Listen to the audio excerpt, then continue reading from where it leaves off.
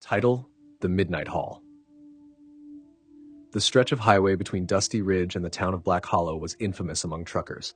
They called it the Dead Road, a place where whispers of the past hung heavy, where radios crackled with static and headlights seemed to dim on their own. For years, stories circulated about truckers who drove the route but never made it to the other side.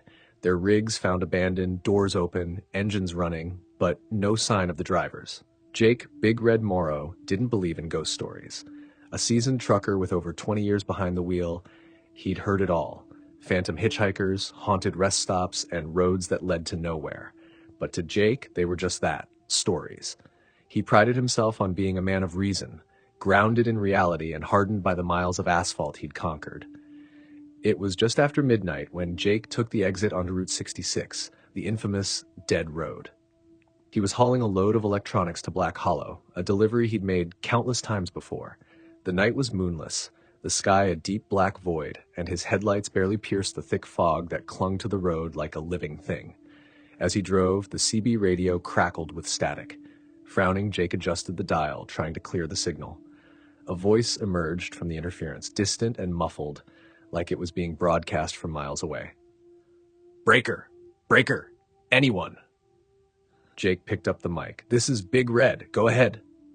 "The Dead Road. Watch out."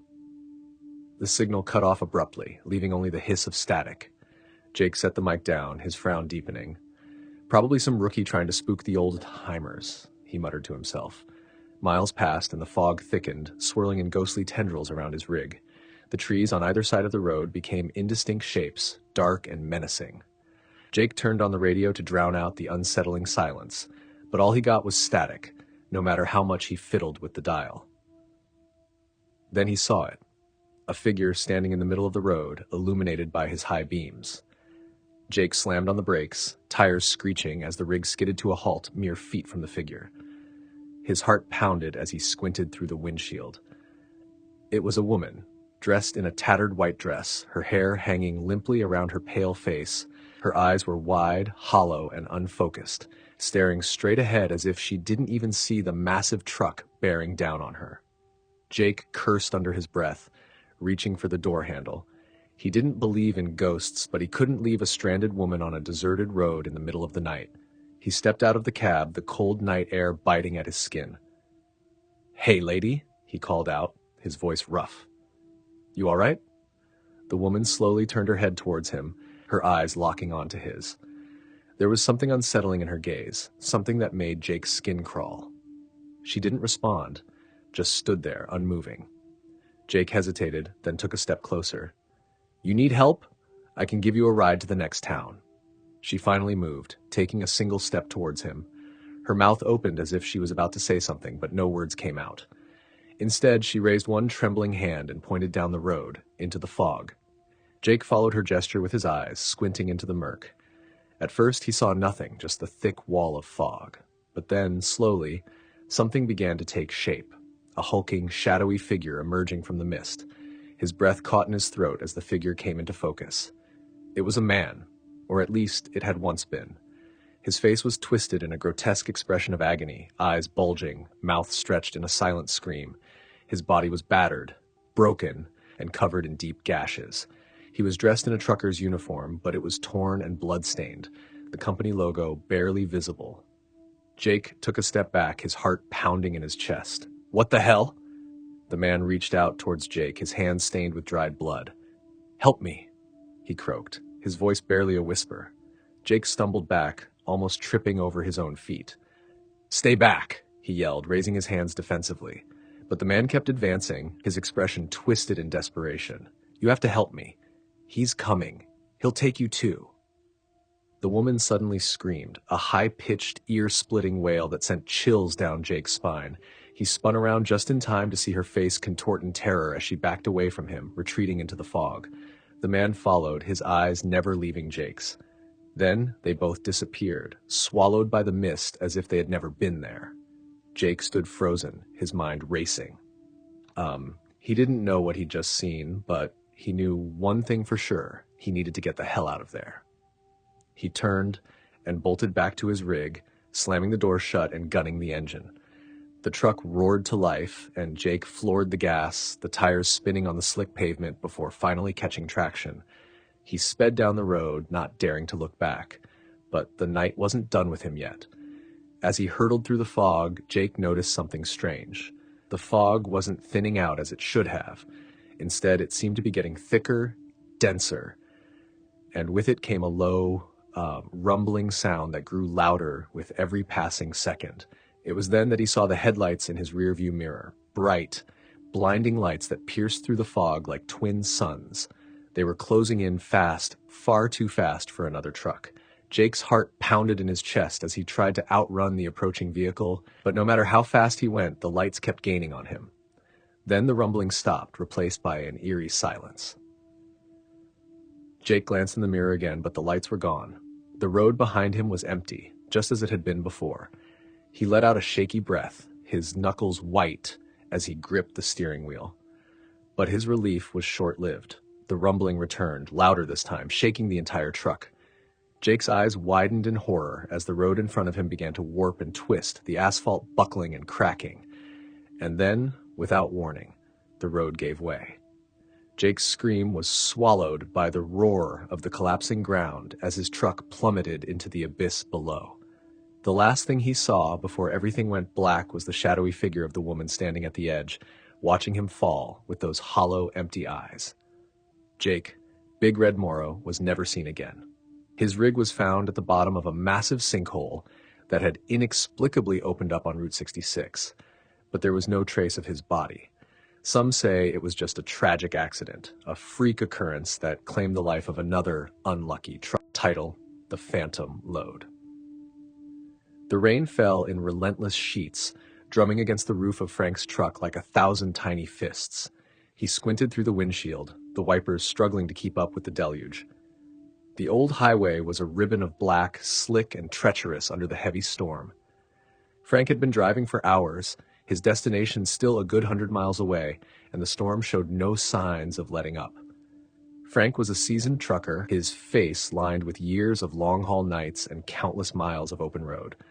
He prided himself on his professionalism, always on time, always reliable. But tonight, something felt off. He couldn't shake the feeling that he wasn't alone, that something was out there in the darkness beyond the reach of his headlights. It wasn't the first time he'd driven this stretch of road, but it was the first time he'd felt uneasy about it. The road was notorious among truckers, known for its sharp turns, narrow lanes, and the heavy fog that often rolled in unexpectedly. But tonight, it wasn't the road itself that made Frank uneasy. It was the load he was carrying.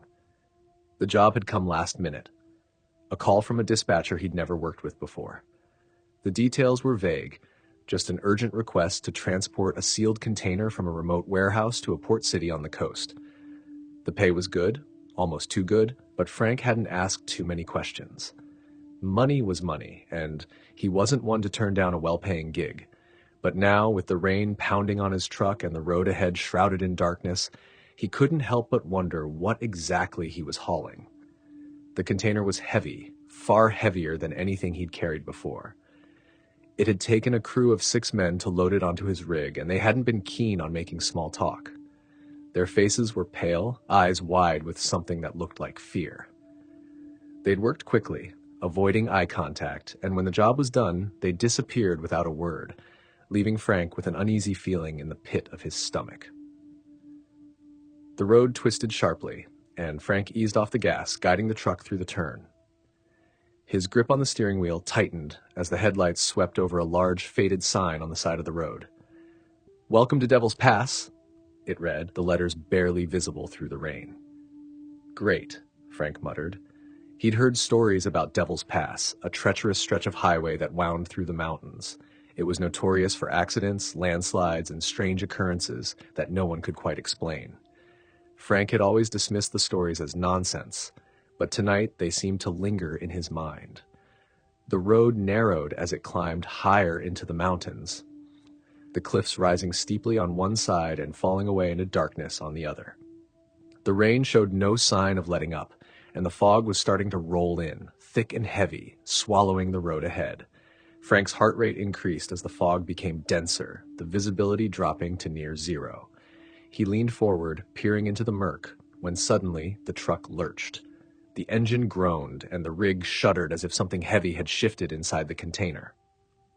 "Easy, girl," Frank murmured, steadying the truck, but the uneasy feeling in his stomach was growing stronger. Then the CB radio crackled to life. Frank hadn't expected any chatter out here. This stretch of road was usually dead at night, but the voice that came through was faint, distorted by static. "Big rig, come in. Big rig, watch. Back." Frank grabbed the mic, his hand shaking slightly. "This is Big rig. Say again. I didn't catch that." "Behind you. Watch your back."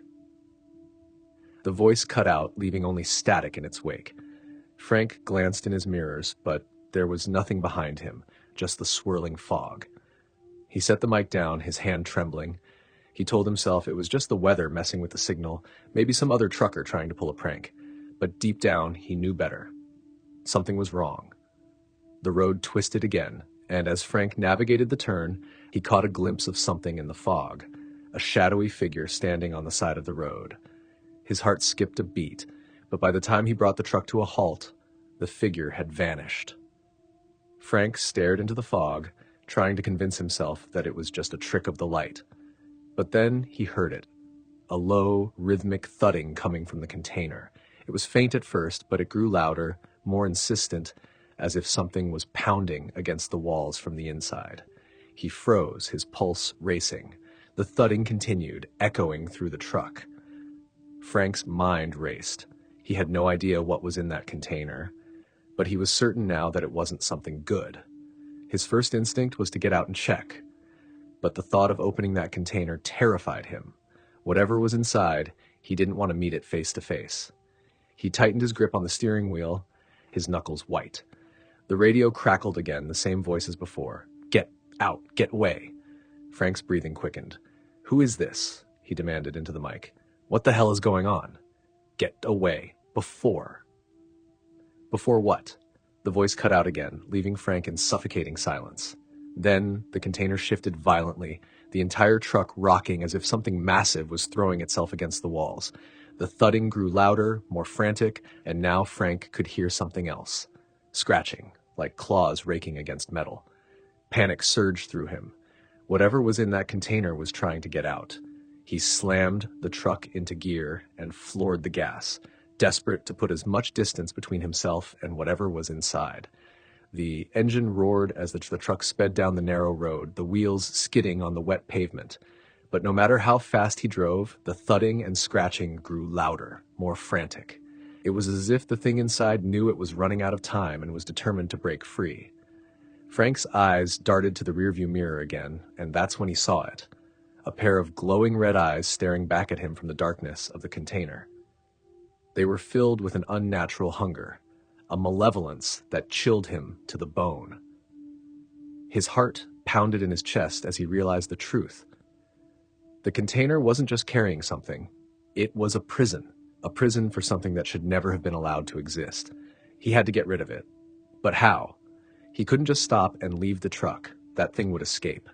He needed to get it somewhere isolated, somewhere it couldn't hurt anyone. The radio crackled one last time. Water. Drive. Into.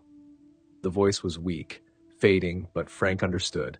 There was a river up ahead, a wide, fast-flowing river that ran alongside the road. If he could get the truck into the water, maybe, just maybe, it would be enough to contain whatever was inside. His hands were shaking as he floored the gas, the truck barreling down the road at breakneck speed. The river was close now. He could hear it rushing through the darkness. The road veered dangerously close to the edge, and Frank knew this was his only chance. With a final desperate breath, he yanked the wheel hard to the right. The truck veered off the road, crashing through the guardrail and plunging down the embankment. Frank braced himself as the rig hit the water with a tremendous splash, the cold river engulfing it instantly. The container's metal groaned under the pressure as it was dragged into the depths, the red eyes disappearing beneath the surface. The truck sank quickly, the water filling the cab as Frank struggled to free himself. The last thing he saw before everything went black was the container vanishing into the murky depths, taking whatever horror it held with it. Days later, search crews found the wreckage of Frank's truck at the bottom of the river. but the container was nowhere to be found. They chalked it up to the strong currents and heavy debris, assuming it had been swept downstream. But the old-timers who still tell Frank's story around truck stop diners know the truth. Title: Rest Stop 13. Tom Road Dog Evans had been driving long-haul routes for over 15 years, and he thought he'd seen it all. From wild weather to strange hitchhikers, nothing fazed him anymore. But on a cold October night, he found himself pulling into Rest Stop 13, a place he'd heard whispers about but never believed the rumors. The stop sat on an isolated stretch of Route 54, surrounded by dense, looming woods. It was the kind of place truckers only visited when they had no other choice. The legend went that Rest Stop 13 was cursed. Those who stopped there often never made it to their destination. Trucks left abandoned, drivers missing, and eerie sightings in the shadows were all part of the lore. Tom didn't believe in curses. He believed in timing, maintenance, and a good night's sleep. His stomach growled, reminding him that he hadn't eaten in hours. The rain began to fall in thick, heavy drops as he pulled into the lot.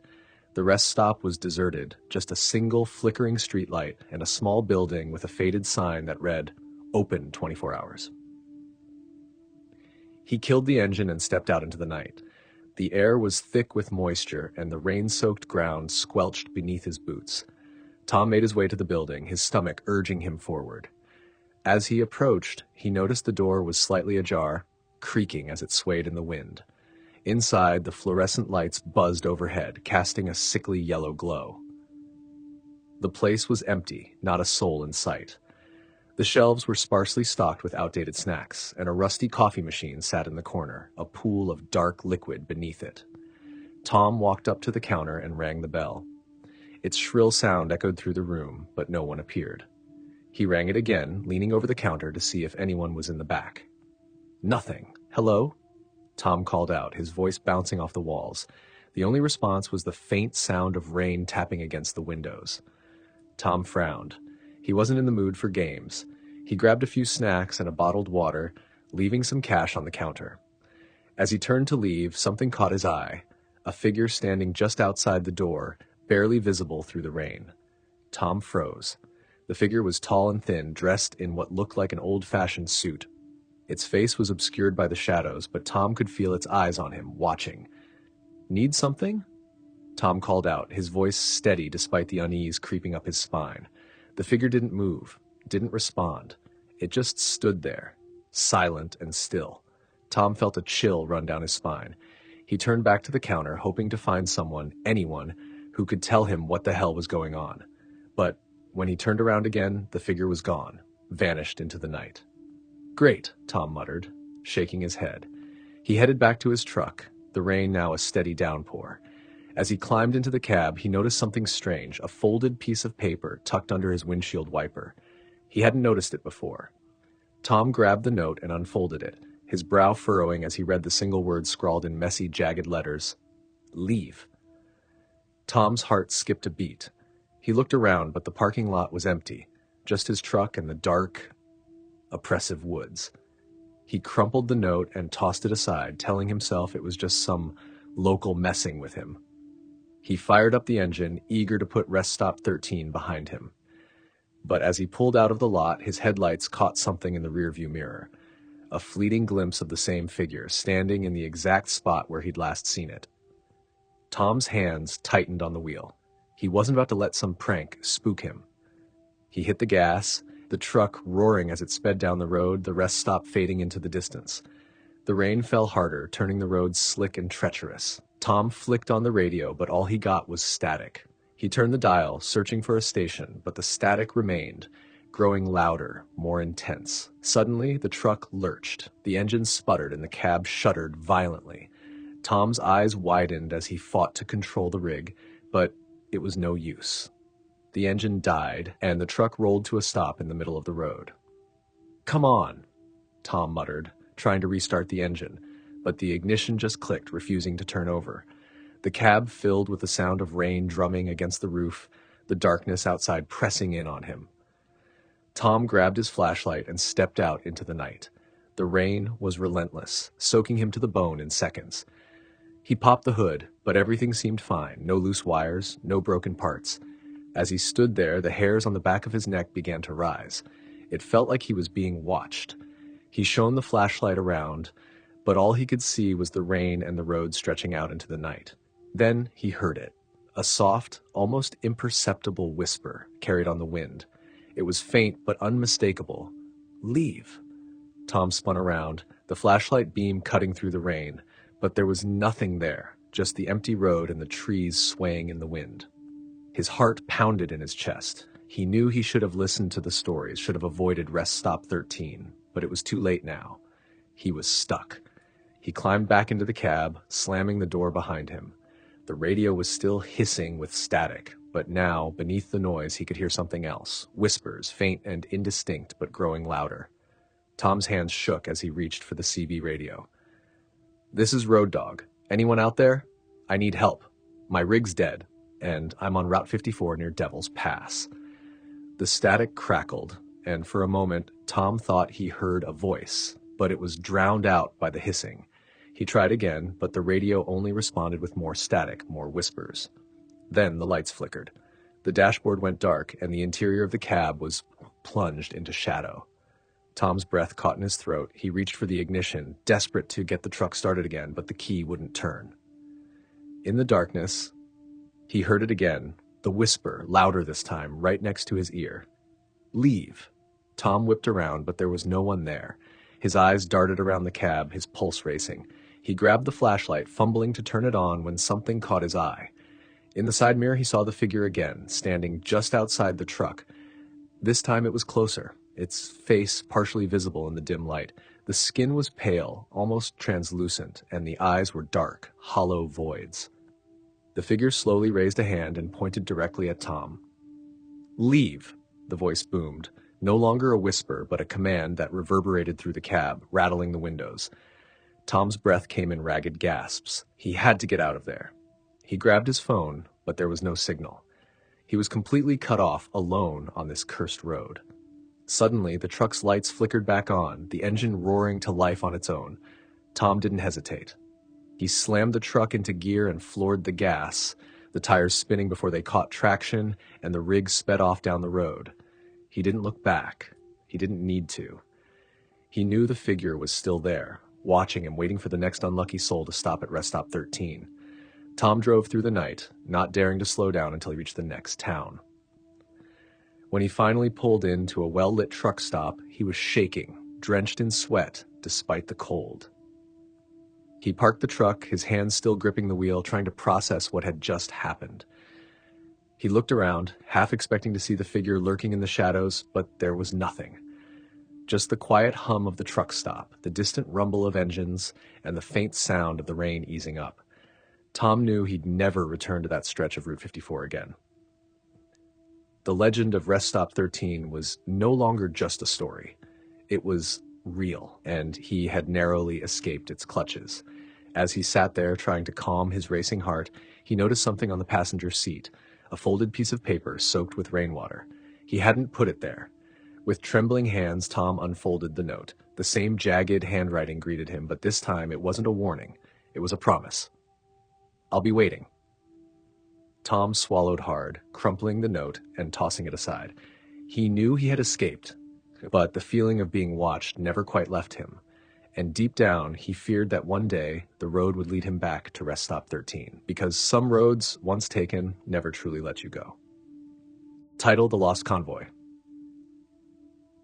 Jack Diesel Thornton was a trucker with a reputation as tough as the steel he hauled. His rig, an old but reliable Kenworth, had carried him through every storm, every treacherous mountain pass, and every ghost story whispered at truck stops. But nothing had ever prepared him for the night he stumbled upon the lost convoy. It was a cold November evening, the kind where the chill seeped into your bones, no matter how high you cranked the heat. Jack had just finished a long run, and he was pushing to get home before the first snowstorm of the season hit. The interstate was deserted, just miles of empty roads stretching out before him. The weather report had warned of a brutal storm, and most sensible drivers had either pulled off the road or avoided the route altogether. But Jack wasn't one to let a little bad weather slow him down. He'd driven through worse, and lived to tell the tale. As the snow began to fall in thick, heavy flakes, he turned up the CB radio, hoping to catch some chatter to keep him company. The radio hissed with static, but there was no one else out there tonight. He was alone, with only the hum of the engine and the rhythmic thud of the wipers for company. He was just starting to think about pulling over when a faint voice crackled through the static. "Breaker 19? Anyone out there? This is..." The signal faded, leaving only a whisper of static behind. Jack grabbed the mic. "This is Diesel. I hear you, buddy. What's your 20? There was a long pause, then the voice came through again, clearer this time.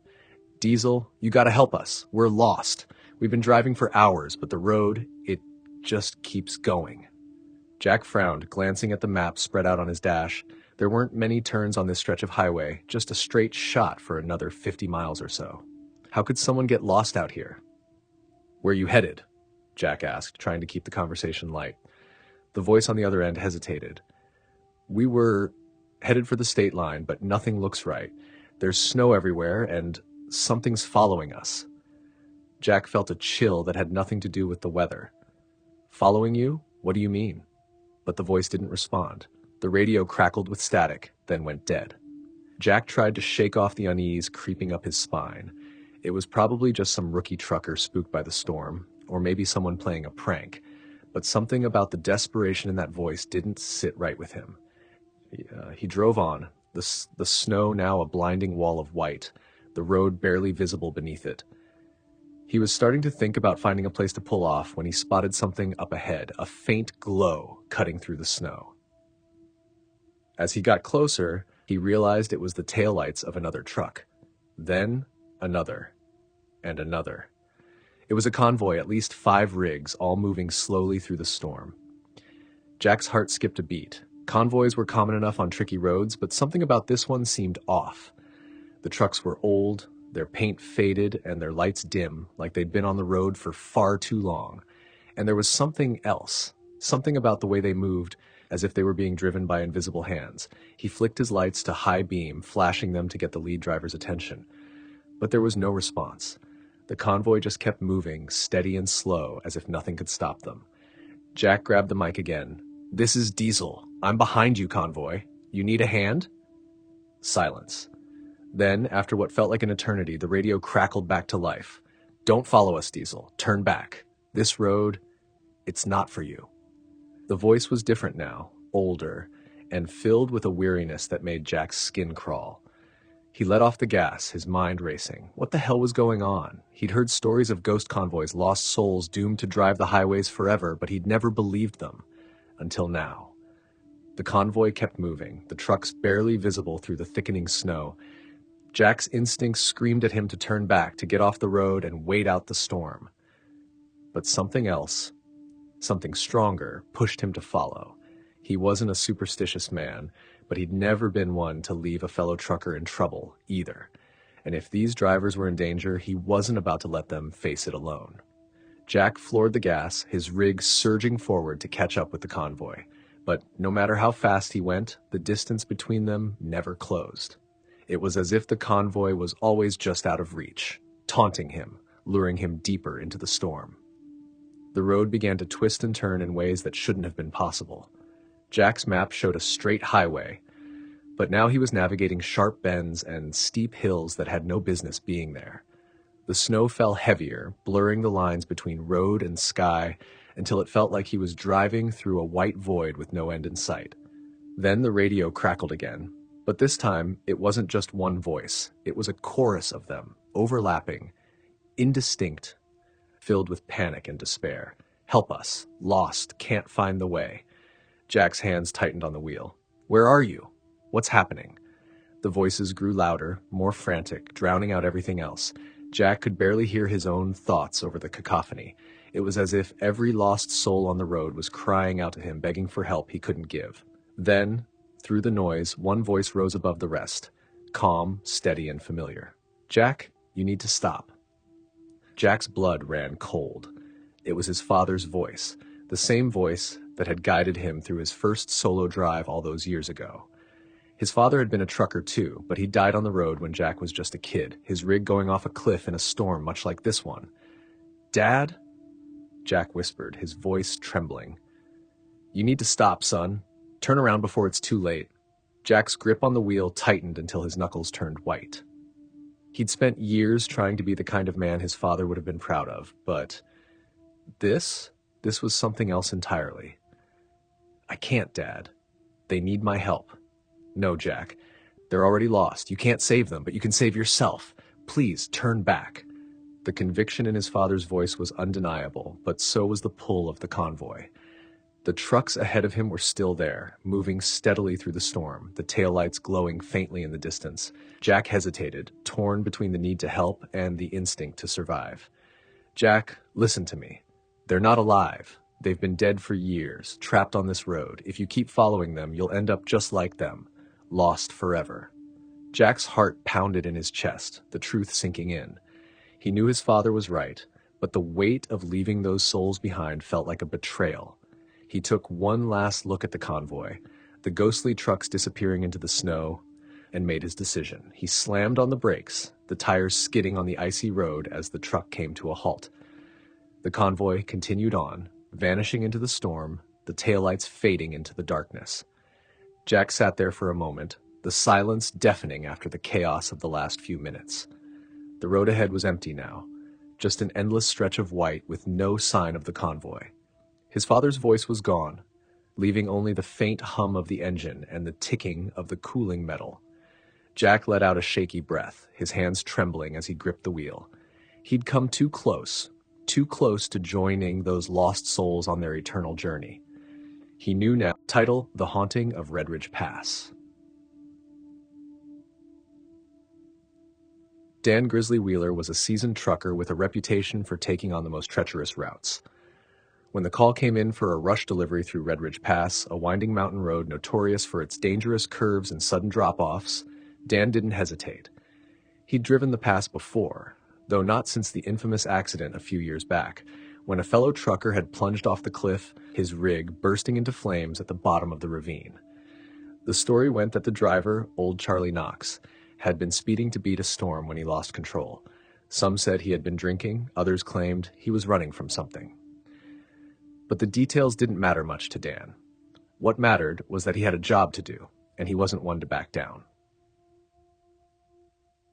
As he started the climb into the mountains, the weather turned. Snow began to fall, lightly at first, then more heavily, covering the road in a slick, white blanket. The wind howled through the trees, and the headlights of Dan's rig barely cut through the swirling snow. The pass was empty, as most drivers had either canceled their trips or taken alternative routes to avoid the storm. Dan gripped the wheel, his knuckles white as he navigated the tight turns. The CB radio crackled with static, but no one else seemed to be out on the road.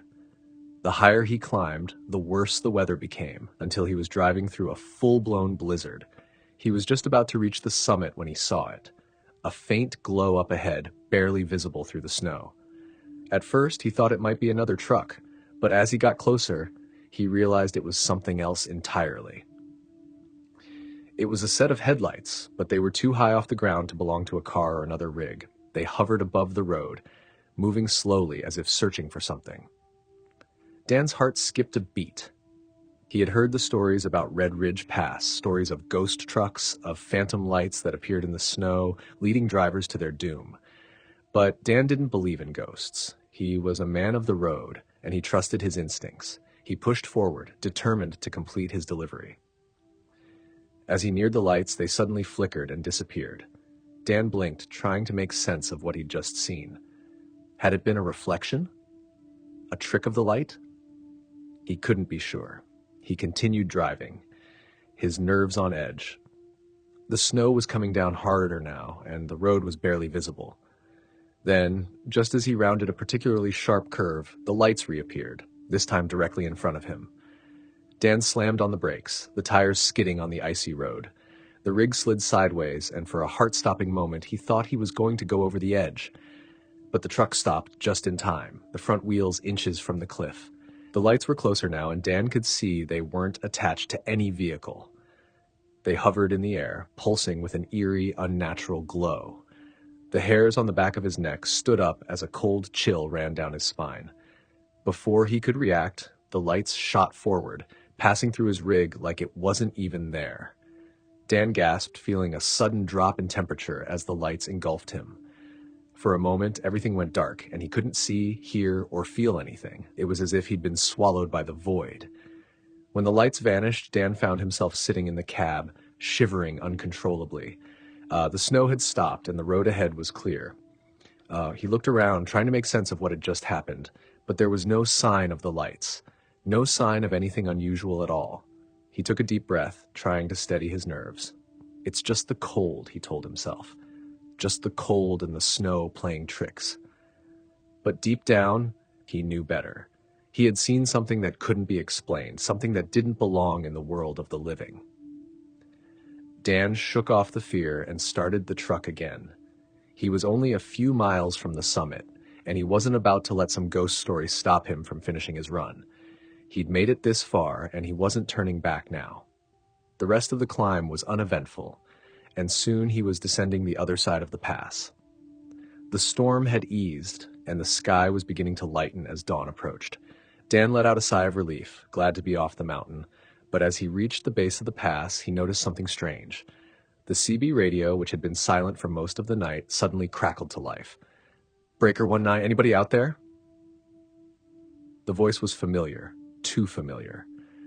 Dan felt a cold sweat break out on his forehead as he reached for the mic. "This is Grizzly. Who's calling?" There was a long pause, then the voice came through again, low and gravelly. "Charlie Knox. Where are you headed, Grizzly?" Dan's blood ran cold. Charlie Knox was dead. Everyone knew that. He had died on this very road not far from where Dan had just passed. "Charlie? How? How can you be on the radio?" Another pause, and then the voice, more insistent this time. "Grizzly, listen to me. You need to turn back. The road's not safe. There's something on this pass, something that shouldn't be here." Dan's hand shook as he gripped the mic. "Charlie, I'm off the pass. I'm almost to the interstate."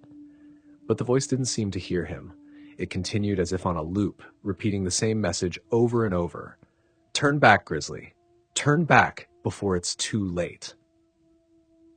Dan stared at the radio, his heart pounding in his chest. He knew he should just turn it off, ignore it, and keep driving.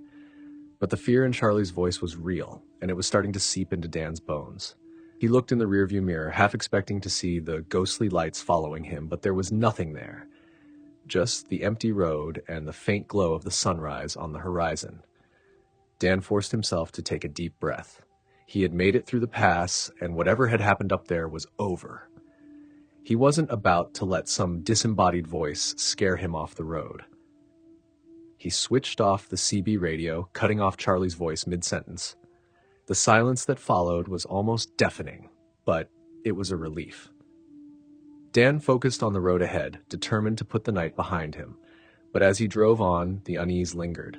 He couldn't shake the feeling that he had narrowly escaped something terrible, something beyond his understanding. And the memory of those floating lights, of Charlie's desperate warnings, stayed with him. By the time Dan reached the drop-off point for his delivery, the sun was fully up, casting long shadows across the lot. He parked the rig, his hands still trembling slightly as he climbed out of the cab. The dock worker came over, clipboard in hand. "Rough night?" he asked, noticing Dan's pale face and the sweat on his brow. Dan forced a smile. "You could say that." The worker nodded, making a note on the clipboard. "Heard there was a title The Midnight Detour." Randy Big Rig Stevens had been trucking for decades and had seen his share of strange occurrences on the road. But nothing could have prepared him for what happened one fateful night on Route 99. It was a late autumn evening, the kind where the temperature drops suddenly and the shadows grow long even before the sun sets. Randy had been driving for hours, his eyes heavy with fatigue. He had planned to reach the next truck stop before nightfall, but when his GPS started acting up, he found himself rerouted onto a less traveled back road. The new route was supposed to be a shortcut, a detour through the woods that would save him some time. But as the night deepened, the trees seemed to close in around him, their branches scraping against the sides of his rig. The moon was a thin crescent, barely providing enough light to see the road ahead. Randy glanced at the GPS again. The screen flickered and then went dark. He cursed under his breath, realizing he was now completely reliant on the fading road signs and his instincts. The road was narrow and winding, and the deeper he went, the more isolated it felt. As he rounded a particularly sharp bend, his headlights caught something unusual, a weathered wooden sign partially hidden by overgrown bushes.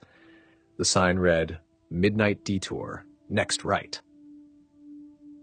Randy frowned. He didn't remember seeing that sign before, and the GPS had never mentioned a detour. Curious and somewhat unnerved, he decided to take the right turn, hoping it might lead him back to a more familiar route. The road quickly deteriorated into a narrow dirt path, the kind that looked like it hadn't been maintained in years. The trees pressed in on both sides, their shadows dancing in the headlights. Randy felt a sense of unease settle over him. It was as if he was being watched, though he could see nothing through the thick forest. Suddenly, the truck's engine sputtered and died. Randy tried to restart it, but the engine only coughed and then fell silent. He was stranded, miles from the nearest town or truck stop, with only the sound of the wind rustling through the trees. He grabbed his flashlight and climbed out of the cab, his boots sinking into the muddy ground. The darkness was complete, the flashlight's beam barely piercing through the thick canopy above. He popped the hood, but everything seemed to be in order. The engine had no visible issues.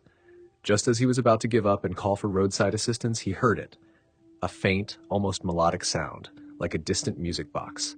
The sound seemed to come from somewhere deeper in the woods. Randy strained his ears, trying to locate the source. "Hello?" he called out, his voice echoing eerily in the still night. The music continued, seemingly drawing him in. Against his better judgment, Randy followed the sound, pushing through the underbrush and stumbling over roots. The path twisted and turned, leading him deeper into the forest. After what felt like an eternity, he came to a clearing.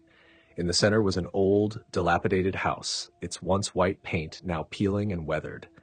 The windows were dark, but the music box melody continued to play, now louder and clearer. Randy approached the house cautiously. The front door was ajar, creaking softly as it swayed in the wind. The music was almost hypnotic, and he found himself drawn inside. The interior was dimly lit by a single flickering lantern on a table. Dust-covered furniture and cobwebs filled the room, and the air was thick with the smell of mildew. The music box sat on the table, its delicate mechanism turning slowly as it played an old, haunting tune. Randy's flashlight revealed a collection of old photographs scattered across the table. Most of them were faded and yellowed, showing families from decades past. But one photograph stood out. A picture of a trucker, wearing a cap and a grin that looked strikingly familiar. He picked up the photograph, his heart pounding as he realized it was a picture of himself, only younger. The date written on the back was from 20 years ago, years before he had ever seen this house or taken this detour. Before he could react, the front door slammed shut behind him. The lantern's light flickered, casting long, eerie shadows on the walls. The music box's tune changed, becoming more dissonant and unsettling. Randy turned to face the room, his flashlight revealing something that made his blood run cold. The walls were covered in old, handwritten notes and scribbles. Most of them were unintelligible, but a few were legible. Lost souls wander these woods, forever seeking the way back. The detour claims them all, never to return. Randy's mind raced. This place was some sort of trap, a place where people got lost and never came back. He had heard stories about haunted roads and ghostly detours, but he had always dismissed them as tall tales. The music stopped abruptly, and the room was plunged into silence. Randy's flashlight flickered, and he could hear faint whispers, like voices carried on the wind. "Help us. Find your way." The whispers grew louder, echoing through the room. Randy felt a cold, clammy hand grip his shoulder, and he spun around to find nothing there. His breath came in short, panicked gasps. He needed to get out of there, but the door was still shut tight. He grabbed the lantern from the table, using it to guide his way back through the house. As he moved, the whispers followed him, growing more urgent and desperate. Finally, he found the door and managed to force it open. He stumbled back outside, the night air feeling like a lifeline. The music box's melody resumed, this time almost mocking him. He retraced his steps through the forest, the path back to the truck somehow clearer now, as if the woods were guiding him out. When he finally reached his rig, he climbed back in and started the engine. It roared to life without issue, as if it had never been broken down. He wasted no time getting back onto the road, the forest retreating behind him. The detour sign was gone, replaced by a regular road sign indicating the way to the nearest town. Randy never spoke of that night to anyone. He made sure to avoid Route 99 and any detours in the future. The memories of the haunted house and the ghostly whispers stayed with him, a reminder of the thin veil between the living and the dead. As he drove away from the forest, title: The Phantom Delivery. Dave Roughneck Turner had been driving trucks for over 20 years, but he had never encountered anything like what happened one stormy night on Route 54. It was a night like many others, dark and rainy, with the kind of weather that made the road slick and treacherous. Dave had just picked up a load of precious cargo, an antique grandfather clock destined for a wealthy collector in a small town that was several hours away. The clock was worth a small fortune, and the collector had been very specific about the delivery time. It was a high-stakes job, and Dave had promised to get it there on time. As he drove through the rain, his windshield wipers struggled to keep up with the downpour.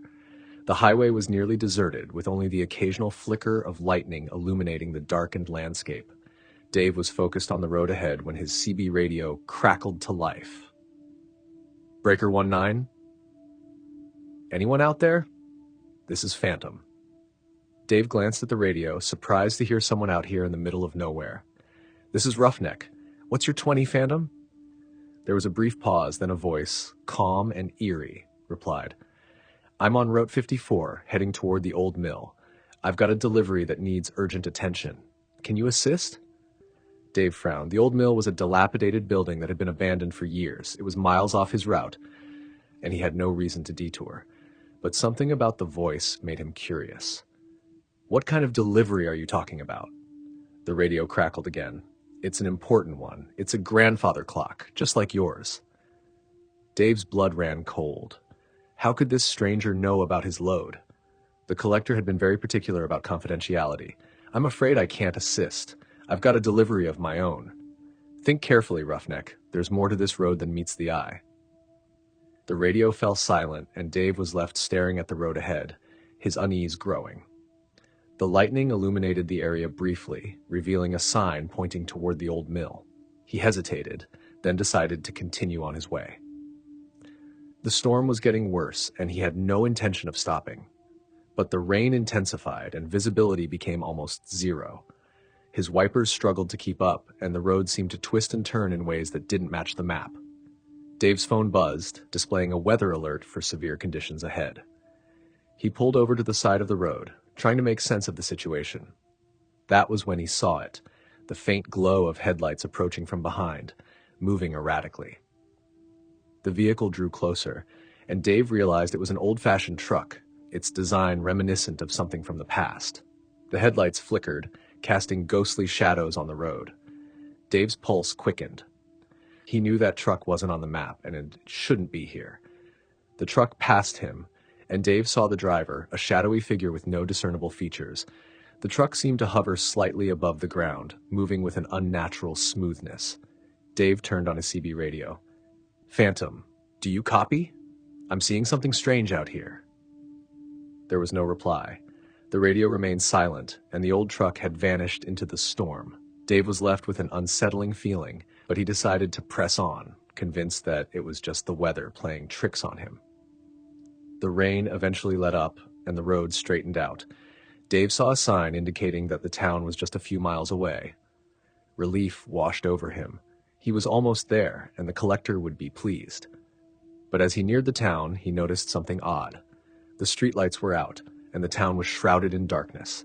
The normally bustling streets were eerily empty, and the only sound was the faint ticking of the grandfather clock in the trailer.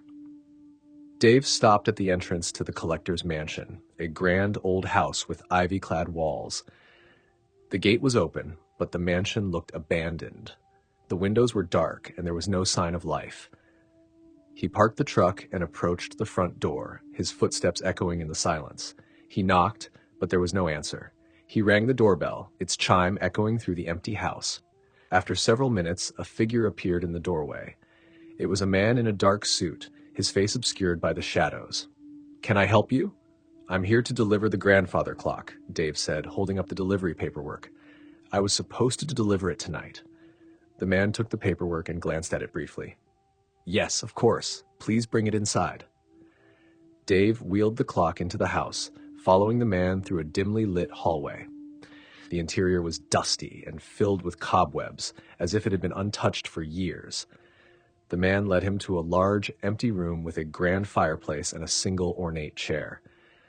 "Just place it here," the man said, pointing to a spot in the center of the room. "The collector will be pleased." Dave set the clock down and stepped back. "Is there someone else I need to speak with?" The man shook his head. "No, you've done your job. You can go now." Dave turned to leave, but the man's voice stopped him. "You should know, Roughneck, that this town has its own way of keeping things in order. Sometimes things get lost in the storm." Confused and unnerved, Dave left the house and returned to his truck. As he drove away, he glanced in the rearview mirror and saw the mansion fading into the distance. The darkness seemed to close in around him, and the rain began to fall again, even though it hadn't been in the forecast. When he finally reached the nearest truck stop, he pulled in and tried to shake off the eerie feeling. He approached the counter to report his delivery. The clerk looked at him with a puzzled expression. "What delivery? There was no order for a grandfather clock tonight, and we haven't had anyone by that name in years." Dave's confusion deepened. Title: The Truck Stop Haunting. Lenny, the Tank Morrison, had been driving long-haul trucks for over 15 years. His big rig, affectionately nicknamed the Tank, was his pride and joy. The road had been his constant companion, and he was no stranger to late-night hauls and the occasional ghost story. But nothing prepared him for the events of that particular night. It was a cold, foggy evening when Lenny pulled into a small, out-of-the-way truck stop off Interstate 42. The place was dimly lit, with only a few flickering lights illuminating the cracked pavement. The sign above the diner's entrance read, "Eagle's Nest Truck Stop, open 24 hours. Lenny was tired and needed a break, so he parked his rig and headed inside. The bell above the door jingled as he entered, and the warmth of the diner was a welcome relief from the cold night air. The place was sparsely populated, with just a few truckers scattered at booths and a sleepy waitress behind the counter. Lenny took a seat at the counter, hoping for a hot coffee and a greasy meal to fortify him for the rest of his trip. As he sipped his coffee, he overheard a conversation between two truckers at the far end of the diner. "Did you hear about the old Eagle's Nest?" one of them asked. "They say it's haunted." The other trucker snorted. "Haunted? That's just a story to scare newbies. This place has been around forever." Lenny's curiosity was piqued. "Haunted? What's the story?" The truckers glanced at him, then one of them, a burly man with a grizzled beard, leaned in. "They say this place was built on an old cemetery. Years ago, there was a terrible accident right outside. A whole convoy of trucks went off the road during a storm. They say the souls of the drivers never left." Lenny chuckled, but the story made him uneasy. He looked around the diner, trying to shake off the feeling of being watched. After finishing his meal, Lenny decided to head to the restroom before hitting the road again. The hallway leading to the restrooms was dimly lit, with peeling wallpaper and an old, creaky floor. As he walked, he noticed an old photograph on the wall, showing a group of smiling truckers standing in front of the diner. The photo was yellowed with age, and the faces were partially obscured by shadow. Lenny's phone buzzed with a weather alert. Severe storms were expected in the area. He sighed, knowing he would need to be extra cautious on the road. He turned to head back to the diner when he heard it, a faint, eerie whistle that seemed to come from nowhere. He stopped in his tracks, straining to listen. The whistle continued, soft and haunting, like a melody from an old music box. The sound sent shivers down his spine. He glanced around, but there was no one in sight. Shaking off the unease, he returned to the diner and paid his bill. As he walked back to his rig, he couldn't shake the feeling that something was wrong. The fog had thickened, and the air was colder than before. When Lenny climbed back into the tank, he noticed that the truck's GPS was acting up. The screen flickered and then went black. He tried to restart it, but it was no use. With a sigh, he decided to rely on his own sense of direction. As he pulled out of the truck stop, the fog rolled in thick and heavy. The headlights barely pierced through the mist, and the road ahead was nearly invisible. Lenny drove cautiously, trying to stay on the road. The fog seemed to twist and change, creating eerie shapes and shadows that danced in the corners of his vision. The whistling sound from earlier was now a distant, mournful tune that seemed to follow him, growing louder with every mile. Suddenly, the tank's engine sputtered and died. Lenny's heart raced as he pulled over to the side of the road. The fog was so thick now that he couldn't see more than a few feet in front of him. He tried to restart the engine, but it only coughed, and then fell silent. He grabbed his flashlight and climbed out of the cab, his breath visible in the freezing air. The fog swallowed him as he made his way back toward the truck stop, hoping to get help. As he approached the diner, he noticed something strange. The place looked different. The lights were dimmer, and the sign above the door was flickering erratically. The once busy truck stop was now eerily quiet, the only sound the mournful whistle that seemed to come from within the building. He pushed open the door, and a bell tinkled, but there was no one inside. The diner was completely empty, the tables and chairs covered in dust. The old photograph on the wall had been replaced with a new one, a group of grim-faced truckers standing in front of an old, run-down diner. The realization hit him like a cold wave. The truck stop he had been in earlier was not the same one. He had somehow been transported to a version of the diner from years ago, a place that existed only in memory and ghostly whispers. As he stood there, the mournful whistling grew louder, filling the empty diner with a haunting melody. The ghostly figure of a trucker appeared in the doorway, his face pale and expressionless. The trucker's eyes seemed to plead with Lenny. "Help us," the figure said in a hollow, echoing voice. "We're lost." Lenny's blood ran cold as he realized that the truckers in the photograph were all the same as the ghostly figure before him. They were trapped, their souls bound to the place where they had died. The diner was a gateway to their torment, a place where the past and present collided. He turned and ran out of the diner, the fog closing in around him. He stumbled back to the tank, his heart pounding in his chest. He managed to restart the engine, and as he drove away, the fog began to thin. Lenny drove through the night, the memory of the ghostly trucker and the eerie whistle haunting him. By dawn, he was miles away from the truck stop, and the fog had cleared. The GPS flickered back to life, and he was able to navigate to his destination. When he finally reached his destination, he was greeted with puzzled looks from the staff. He told them about the truck stop and the strange occurrence, but they only shook their heads. "The Eagle's Nest?" one of them said. "That place has been closed for years. It was torn down after a series of accidents. There were always rumors about it being haunted." Lenny's skin crawled as he realized that he had encountered something far beyond the ordinary. The truck stop had been a crossroads of sorts, a place where lost souls lingered, waiting for someone to help them find their way. He vowed never to stop at that truck stop again, and to always heed the warnings of the road. As he drove away, he glanced back one last time, but the fog had disappeared, and the road ahead was clear. And though the echoes of the ghostly whistle faded into the distance, Lenny knew that some places were better left undisturbed, their secrets best left buried in the mist and shadows. Title: The Eternal Rest Stop. The night was thick with fog as Max Gunner Riley pulled into the seemingly deserted rest stop along Interstate 66. It was the middle of nowhere, a place Max had passed by countless times but had never stopped at. His big rig, Gunner's Pride, had been running smoothly until now. The engine sputtered slightly before the lights of the rest stop appeared in the distance. Max was tired after a long haul and decided to take a short break. The rest stop had a small, run-down diner and a few scattered picnic tables.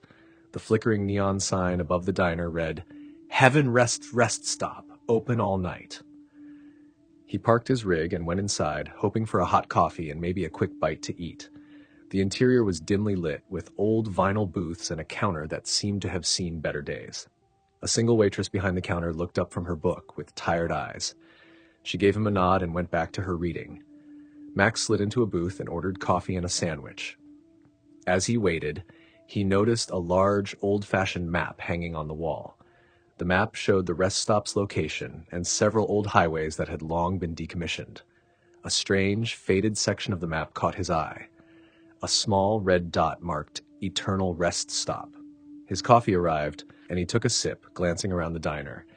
The only other patrons were a group of truckers in the corner, their hushed conversation barely audible over the hum of the old fluorescent lights. Max's curiosity about the rest stop's history grew, and he decided to ask the waitress about the map.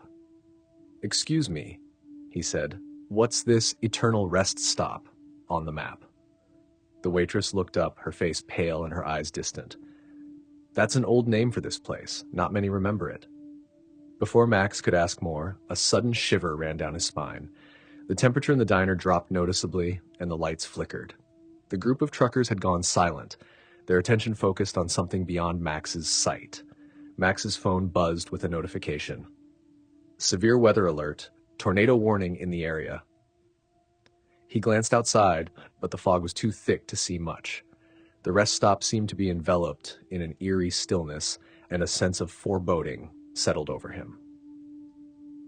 Deciding to cut his break short, Max finished his coffee and prepared to head back to his rig.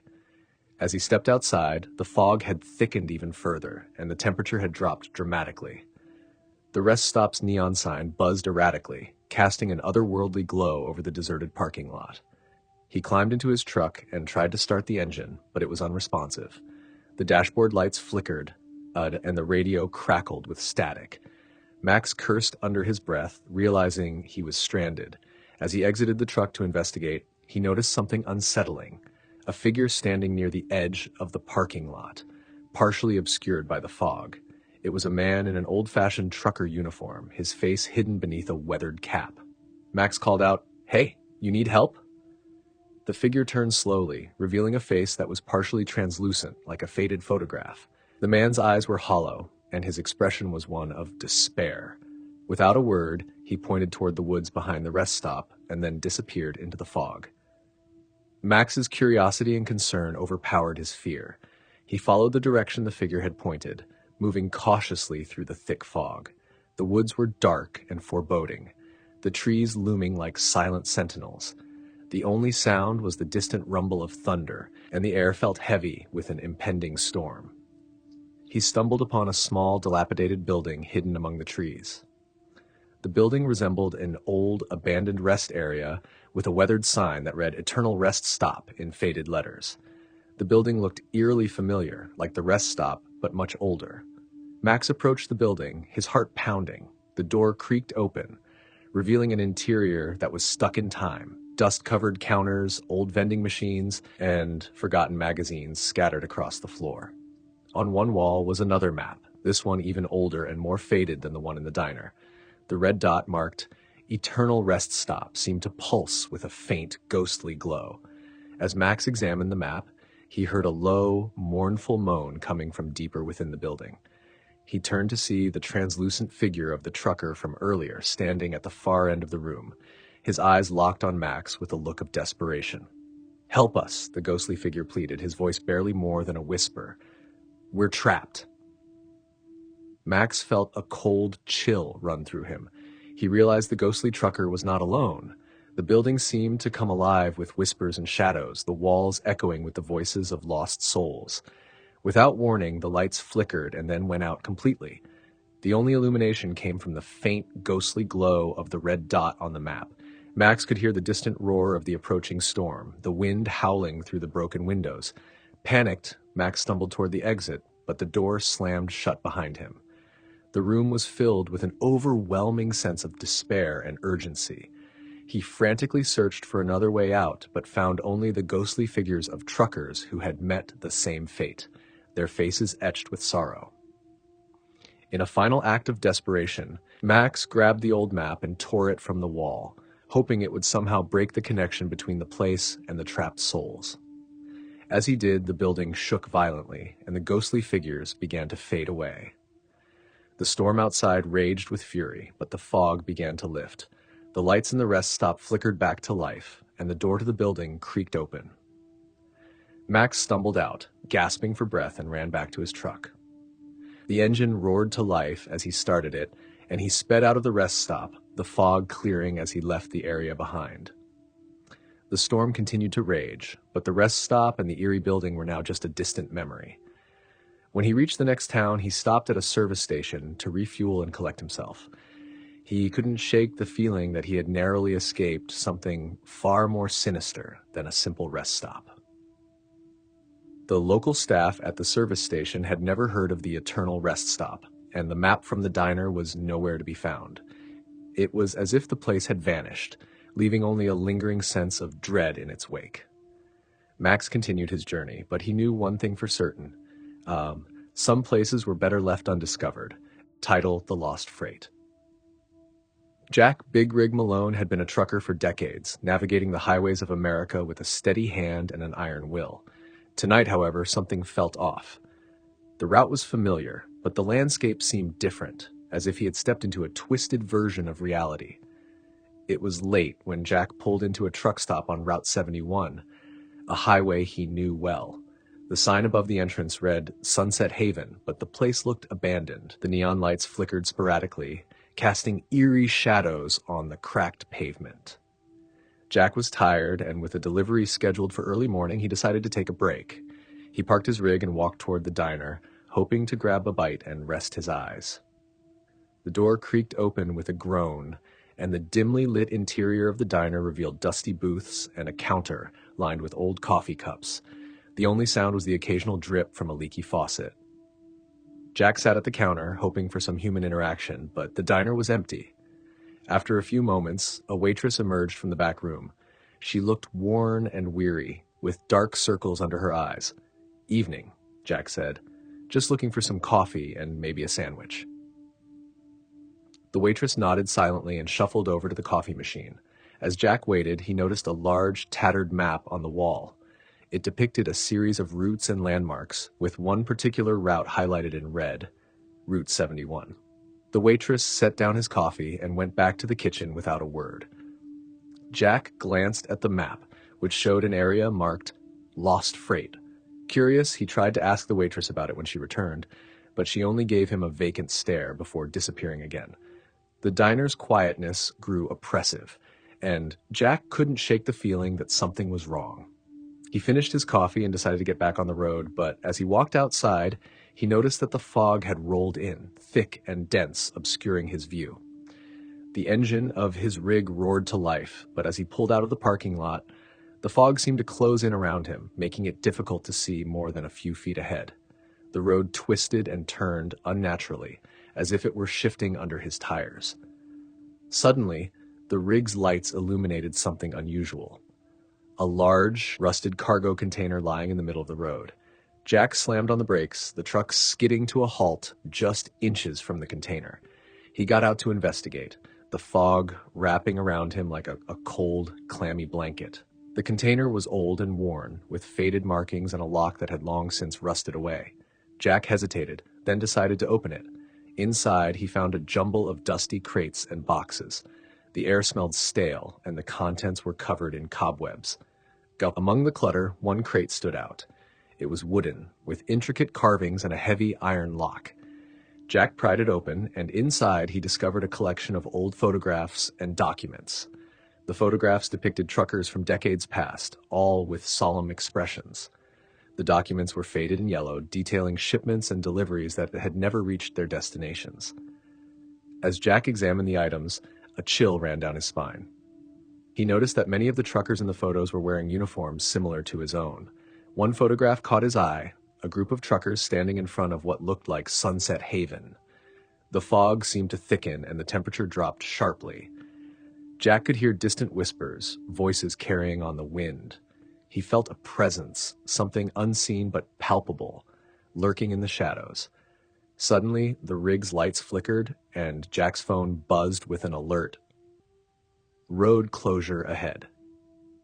The notification was followed by a severe weather warning, an approaching storm that promised to be intense. Jack hurriedly closed the crate and made his way back to the truck. As he climbed into the cab, he glanced in the rearview mirror and saw the shadowy figure of a man standing by the cargo container. The figure was dressed in old-fashioned trucker gear, and his eyes seemed to follow Jack's every move. With a racing heart, Jack started the engine and drove away from the container. The fog was so dense now that he could barely make out the road. The storm began to unleash its fury, with wind howling and rain lashing against the windshield. As Jack drove, the road seemed to twist and shift, leading him through unfamiliar terrain. The storm intensified, and the visibility dropped to near zero. The eerie whispers from earlier returned, growing louder and more frantic. In the midst of the storm, Jack saw headlights approaching from behind. He glanced in the mirror and saw a truck, an old rusted rig that looked decades out of place. The truck's lights flickered erratically, and it seemed to be moving with unnatural speed. Jack tried to focus on the road, but the fog and storm made it nearly impossible. The old rig drew closer, and Jack could see the ghostly figure of a driver in the cab, his face expressionless and hollow. The two trucks were now traveling side by side, and the ghostly driver pointed ahead, directing Jack's attention to a spot on the road where the fog seemed to be clearing. Jack strained his eyes and saw the faint outline of a large, ominous structure in the distance, a warehouse that hadn't been on any of his maps. The old rig disappeared into the storm, leaving Jack alone with the strange warehouse. He decided to investigate, hoping it might lead him to safety. As he approached, he noticed that the warehouse was old and decrepit, with broken windows and a sagging roof. Inside, the warehouse was filled with abandoned cargo, crates, boxes, and old, rusted equipment. Jack wandered through the piles of forgotten freight, feeling a sense of déjà vu. The air was thick with dust and the oppressive weight of time. In the center of the warehouse, he found a large, dusty mirror leaning against the wall. As he approached, he saw his reflection, but something was off. The mirror showed not just his image, but a ghostly figure standing behind him, a spectral trucker with a look of sorrow. The ghostly trucker raised a hand and pointed toward a door in the back of the warehouse. Jack, heart-pounding, approached the door and opened it. Beyond was a small, dimly lit office filled with old records and ledgers. As Jack flipped through the ledgers, he discovered a series of names and dates. Truckers who had disappeared under mysterious circumstances, their last known location marked as Sunset Haven. The records detailed the same shipments and deliveries Jack had found in the crate. Suddenly, the storm outside intensified, and the warehouse shook violently. Jack felt a cold hand on his shoulder and turned to see the ghostly trucker standing beside him, a look of gratitude on his face.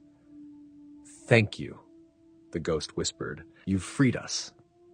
The storm roared to its peak, and the warehouse began to collapse. Jack ran back to his rig and sped away, leaving the warehouse behind. The fog and storm gradually cleared, and the road ahead was once again visible. When Jack reached his destination, he was met with puzzled looks from the staff. He told them about the rest stop, the warehouse, and the ghostly truckers, but they only shook their heads. The rest stop and the warehouse were gone, as if they had never existed. Jack's journey had taken him through a realm of lost souls and forgotten freight, a place where the past and present converged in eerie harmony. As he continued his journey, Jack knew he had experienced something extraordinary. The lost freight, the ghostly truckers, and the storm had all been part of a mysterious, otherworldly encounter that left him with a deeper understanding of the highways he traveled. And though he never spoke of the event again, he always kept a wary eye on the fog and listened carefully to the whispers of the road, knowing then that some places and stories were forever bound to the restless echoes of the past.